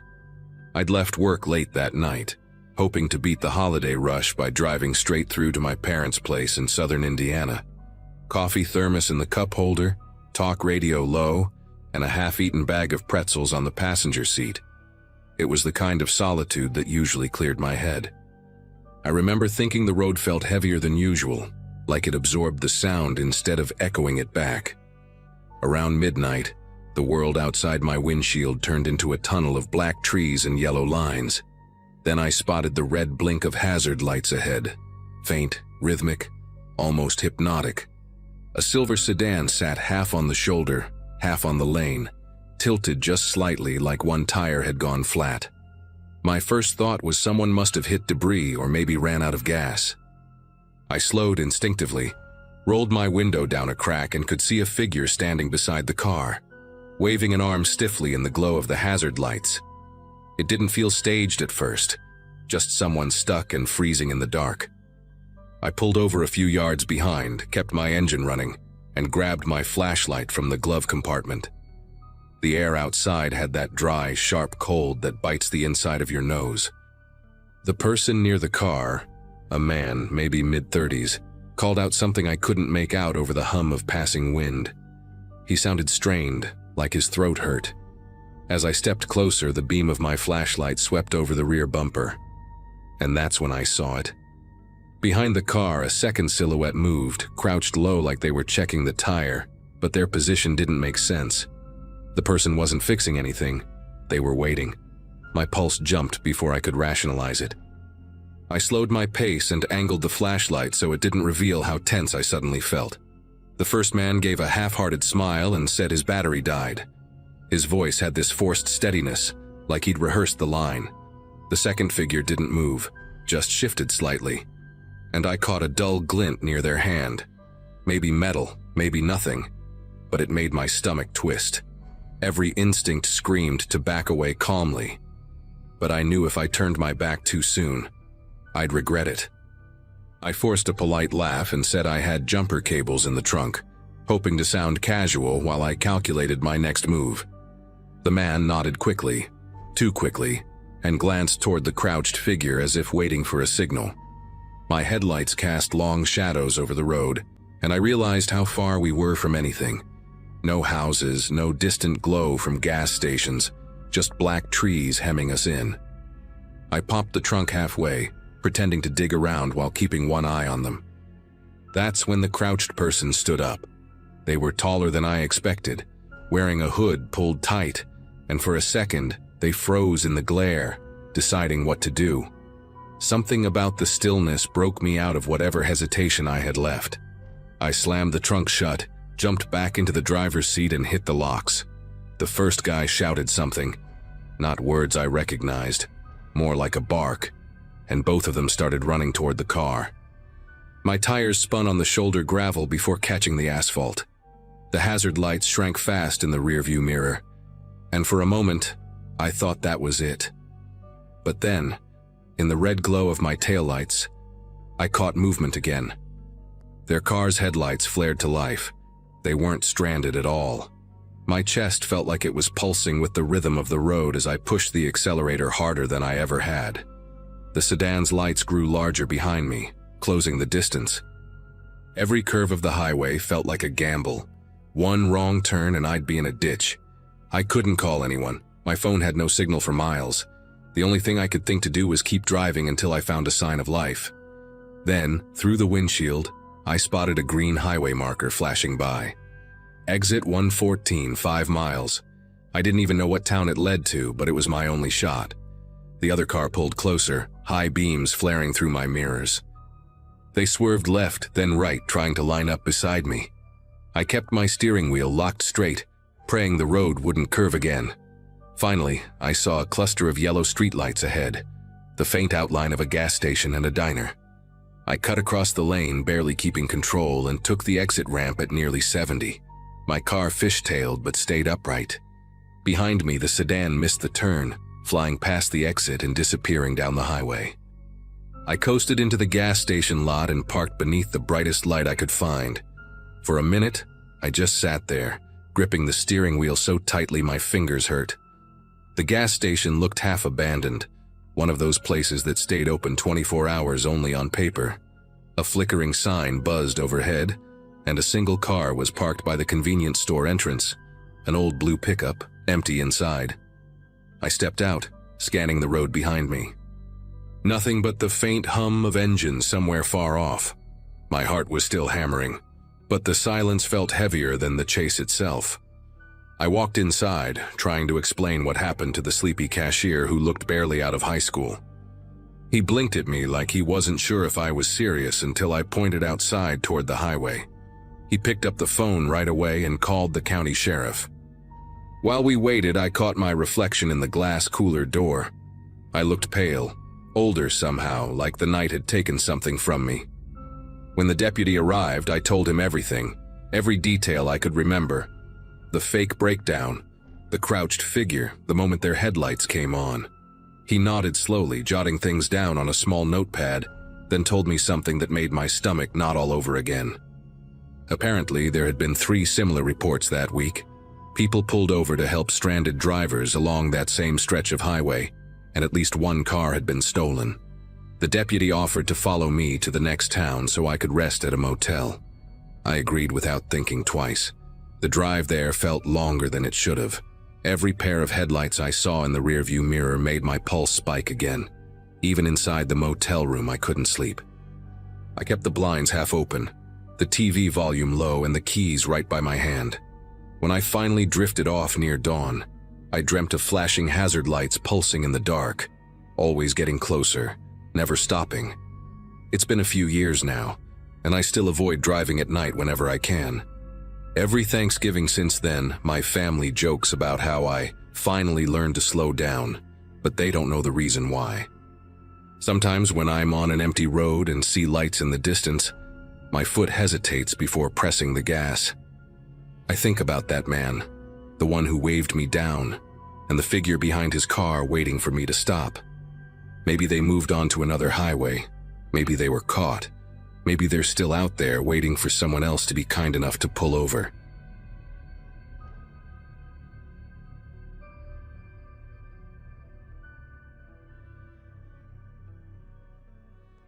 I work as a mechanic in a small town about an hour outside Louisville, and that Thanksgiving was supposed to be one of the few calm days I'd get all year. My sister Lily had come down with her husband and their 2 boys, and my mom insisted we have dinner at my house since I'd just remodeled the kitchen. It was one of those cold, gray afternoons where the sky never really brightens, just sits heavy and pale above the rooftops. I remember thinking how nice it felt to finally have everyone together in one place, the sound of football in the background, the smell of stuffing, and Lily fussing about how I'd cut the bread too thick. Around 5, I started carving the turkey. It had been in the oven since noon, golden and perfect. The kitchen light flickered once, just a quick blink, but it was enough to make my mom joke about ghosts in the new wiring. I laughed it off and kept slicing. Then it flickered again, harder this time, the bulbs dimming until the room felt tinted blue for a second before returning to normal. My nephew Mason giggled and said the house looked like a horror movie. I didn't think much of it, but I remember glancing toward the window and noticing how still everything outside was, like the wind had stopped all at once. A minute later, the smell changed. At first it was subtle, just a hint of something acrid cutting through the usual warmth of roasted meat and butter. Then the smoke alarm chirped once and went silent again, even though the air was visibly hazing up. I turned to check the oven, and that's when I saw the smoke seeping out from the edges of the door, thick and gray like it had a mind of its own. Lily shouted, "Hey, something's burning." I figured some grease had splashed over the pan, nothing serious, so I grabbed the mitts and pulled the handle. The second the oven door opened, a column of fire burst out like a living thing. It wasn't a normal flare-up. This was violent, explosive, the kind that roars with a sound you can feel in your chest. I stumbled backward, the mitts already smoking. My mom screamed for everyone to get out, and Mason started crying. I tried to reach the knob on the front door, but it wouldn't budge. Not even a click. I yanked it again, harder, but it was jammed tight like someone had glued it shut. Behind me, the fire spread along the wall, and I realized this wasn't just grease. Something had been waiting to ignite. I ran to the sink, filled a pot with water, and threw it at the base of the flames. It hissed but did almost nothing. The fire just climbed higher, feeding off something invisible. The air had a chemical tang now, sharp enough to sting my eyes and throat.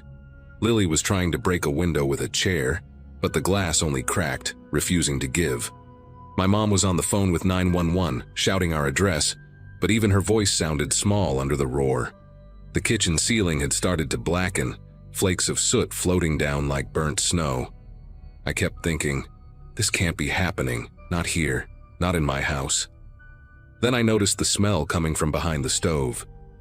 It was different, almost sweet, like gasoline mixed with plastic. I leaned closer through the heat shimmer and saw the faint outline of something wet pooled along the baseboard. Someone had poured accelerant there, and it had soaked into the wood. My first thought was pure disbelief. Nobody but me had been home all morning. I remember locking the door after taking the trash out. The idea that someone had been inside while I was working in the garage made my chest tighten, in a way no smoke ever could. Lily finally smashed a side window using the fire poker. She cut her hand in the process, but we started passing people through. First the kids, then my mom. The air outside was freezing and looked gray from the smoke pouring out.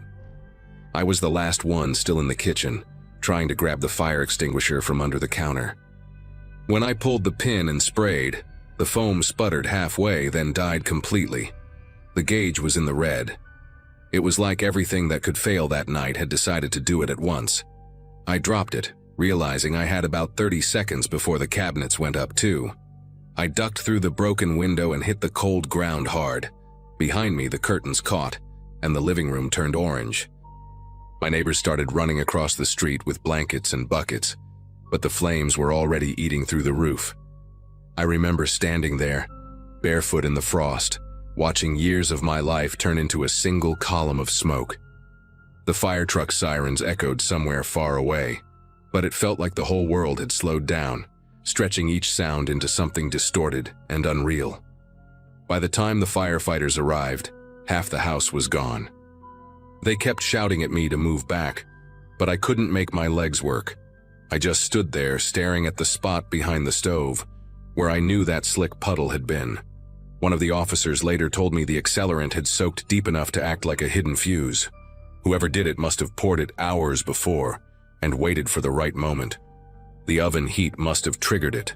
I couldn't wrap my head around it. Who would do something like that, and why me? The next morning I walked through what was left after the fire crews cleared the site. The air smelled like wet ash and melted metal. In the kitchen, the walls were gone, and you could see straight through the studs to what used to be the dining room. But the strangest part wasn't the damage. It was the thing they found behind the stove. An empty metal canister, scorched black, wedged tight between the pipes. The fire chief said it looked like it had been placed deliberately. It wasn't something that could have just rolled there on its own. The police asked if anyone had keys to my house, and I gave them the short list: Lily, my mom, and my ex-girlfriend Rachel. I hadn't spoken to Rachel in months, not since things ended badly over some money she'd borrowed and never paid back. When they called her, she swore she hadn't been near my place, and I wanted to believe her. But there was something about the way the canister was hidden, like the person knew the house well enough to plan it quietly, methodically. That thought stayed with me long after the investigation stalled. It's been 2 years now. The official report lists the cause as intentional arson by an unknown individual. Insurance helped me rebuild part of the house, but I sold it right after. I couldn't stay there. Not after knowing someone had walked through my kitchen, poured fuel behind my stove, and left me and my family to burn. Every Thanksgiving since then, I cook somewhere else, usually with friends. I don't even keep an oven at home anymore. Just a microwave, and a habit of checking every lock twice before I go to sleep.